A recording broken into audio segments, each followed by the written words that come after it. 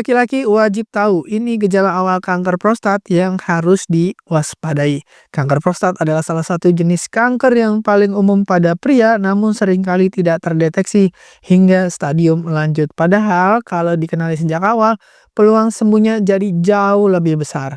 Assalamualaikum warahmatullahi wabarakatuh. Saya Dr. Uli. Dalam video ini kita akan belajar satu, gejala awal kanker prostat yang sering dianggap sepele. Dua, tanda-tanda yang perlu diwaspadai, terutama setelah usia 40 tahun ke atas. Yang ketiga, tips deteksi dini dan kapan harus cek ke dokter. Jadi video ini penting banget buat Anda, buat kalau Anda perempuan berarti pasangan Anda, buat ayah, buat anak laki-laki atau saudara laki-laki Anda. Jadi deteksi dini bisa menyelamatkan hidup. Tonton sampai akhir dan sebarkan informasi penting ini terutama pada laki-laki di luar sana. Kalau udah siap, ayo kita mulai.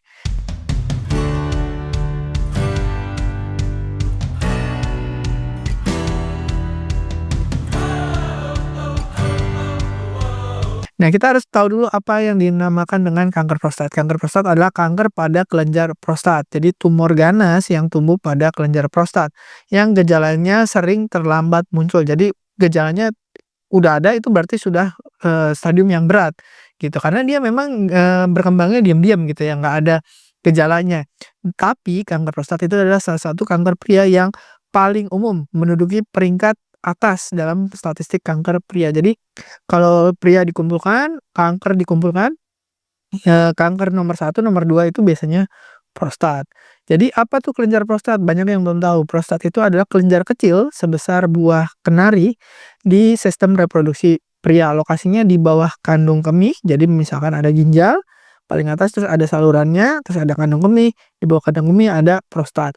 Nah, itu dia menjepit atau mengelilingi dari saluran uretra. Jadi kandung kemih ada saluran yang kencingnya, nah dia seperti donat gitu ya, melingkar gitu. Nah, fungsinya memproduksi cairan yang menjadi bagian dari air mani. Jadi kalau Anda laki-laki mengeluarkan air mani plus sperma, nah spermanya itu diproduksi di testis, sementara cairan pendukungnya atau air maninya itu diproduksi di prostat ini. Jadi fakta dan statistiknya ternyata dari semua kanker pada pria, kanker prostat ini menduduki peringkat kedua. Jadi banyak gitu setelah kanker paru ya. Jadi banyak yang kena kanker prostat. Dan 85% itu biasanya ketemu di usia di atas 50. Tapi akhir-akhir ini yang 15% juga kayaknya makin meningkat. Usia di bawah 50 juga meningkat. Karena faktor macam-macam, risiko, gaya hidup, dan seterusnya. 15% peningkatan tiap tahun. Jadi tiap tahun jumlah kasusnya meningkat sekitar 15%. Terutama di Indonesia juga makin meningkat. Jadi apa aja tanda-tanda awalnya? Sebenarnya ada banyak, tapi kita usahakan diingat-ingat yang 5 aja. Yang 5 pertama, sering buang air kecil, terutama di malam hari. Apa bedanya dengan gula darah tinggi? Nah, kalau yang gula darah tinggi ya memang dicek aja gula darahnya tinggi atau enggak. Kalau gula darahnya tinggi kemungkinan karena misalkan diabetes. Tapi kalau gula darahnya tidak tinggi, kita perlu curiga yang lainnya. Salah satunya adalah prostat. Dan prostat itu bisa pembesaran jinak, bisa juga pembesaran yang ganas. Nah, kalau yang jinak itu ada hubungannya erat dengan diabetes atau gula darah yang tinggi. Nah, kalau yang ganas ini memang tidak langsung hubungannya. Biasanya memang diabetes juga sebagai salah satu pemicu. Berikutnya tanda kedua adalah aliran urinnya lemah, yang tersendat atau butuh waktu lama. Jadi kalau misalkan Anda biasanya kencing bisa cepat gitu, serur gitu, cepat.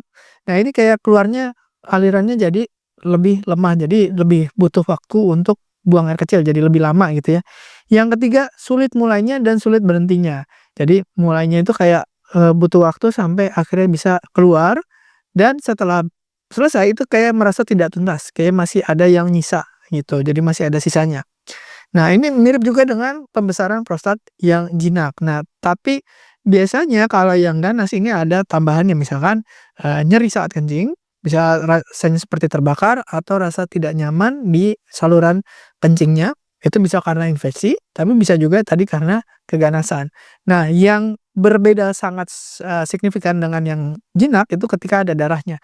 Jadi kalau ada darah dalam urin atau dalam air mani ketika Anda ejakulasi, ada darahnya, kemungkinan juga itu penyebabnya adalah keganasan atau kanker pada prostat. Jadi kalau ada tanda-tanda yang 5 ini atau ada 1, 2, 3 tanda ini, sebaiknya memang Anda mulai curiga, Anda mulai konsultasi ke dokter kapan kalau gejala tadi salah satunya itu tidak hilang setelah 2 minggu. Jadi jangan tunggu gejalanya memburuk.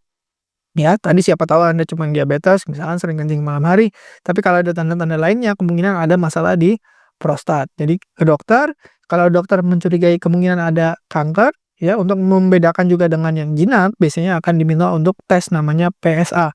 PSA ini adalah antigen prostat, kalau nilainya tinggi kemungkinannya adalah keganasan, tapi nilainya tidak terlalu tinggi kemungkinan hanya pembengkakan yang jinak. Yang ketiga, biasanya kalau di daerah yang sulit untuk melakukan pemeriksaan laboratorium atau sulit pemeriksaan USG, akan dilakukan pemeriksaan colok dubur. Jadi Anda diminta untuk berbaring lalu diperiksa dari daerah belakang ya untuk meraba kira-kira prostatnya membesar atau enggak. Kalau membesar, apakah jinak atau ganas. Tapi pemeriksaan ini kadang-kadang miss, kadang-kadang tidak teraba. Nah, lebih sensitif lagi dengan PSA atau dengan USG. Jadi dilakukan pemeriksaan USG prostat untuk melihat kondisi kelenjar prostat Anda.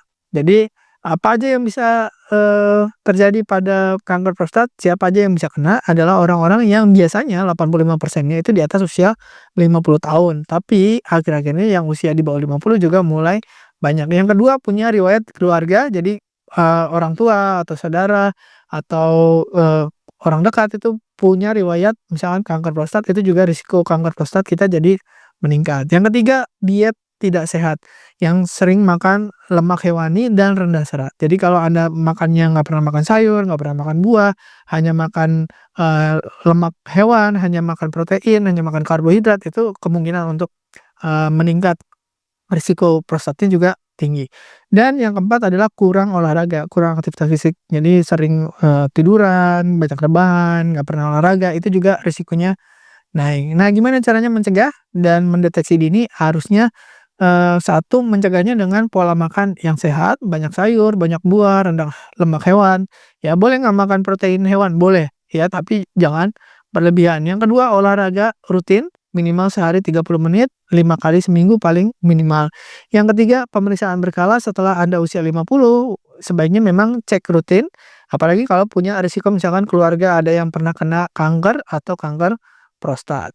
Jadi jangan abaikan tanda-tanda yang tadi disebutkan. Kalau ada tanda-tanda tersebut, deteksi dini. Kenapa? Karena peluang Anda untuk sembuh, untuk selamat, untuk hidup itu lebih besar kalau ketemu di awal. Jadi waspadai gejala tadi, kenali tanda-tandanya, segera konsultasi ke dokter kalau ketemu yang tadi disebutkan. Jadi diagnosis dan pengobatan tepat waktu menjamin hidup yang lebih baik. Tapi kadang-kadang kanker prostat itu sebenarnya di stadium awal itu bagus sekali tingkat kesembuhannya dengan pengobatan yang tepat, operasi, kemudian mungkin kemoterapi, radiasi, itu kemungkinan untuk bertahan hidupnya tinggi, survivalnya tinggi atau remisinya tinggi. Tapi kalau semakin lanjut, sudah ada metastasis segala macam, itu memang tingkat kemungkinan untuk survive-nya itu semakin rendah. Nah, kalau Anda saat ini putus asa, terus tidak tahu mesti gimana, apalagi sudah masuk kanker prostat yang stadium yang berat, ada pilihan baru untuk Anda, yaitu terapi metabolik. Jadi kalau misalkan Anda sudah dibilang ini tidak mungkin disembuhkan, tidak bisa diapa-apain lagi, ada pilihan baru, yaitu terapi metabolik. Jadi kalau Anda tertarik dengan angka keberhasilan yang saya tidak bisa jamin Anda bisa sembuh 100%, tapi paling nggak Anda bisa remisi atau memperpanjang waktu survivalnya, waktu hidup Anda. Kalau Anda tertarik, pengen coba, pengen tahu apakah Anda cocok untuk mengikuti program metabolik ini, silakan tanyakan ke admin, kita janji dulu konsultasi apakah Anda termasuk orang yang bisa ikut untuk di terapi metabolik. Terima kasih sudah menyimak, sampaikan ke orang-orang yang Anda sayangi. Semoga bermanfaat. Saya Dr. Ruli. Wassalamualaikum warahmatullahi wabarakatuh. Terima kasih telah menonton hingga selesai. Jangan lupa tulis pendapat Anda di kolom komentar.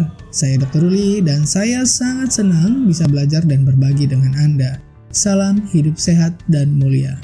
Jangan lupa tekan tombol like, subscribe, lonceng notifikasi, dan ikuti media sosial kami sehingga Anda tidak akan melewatkan ilmu berguna lainnya dari kami.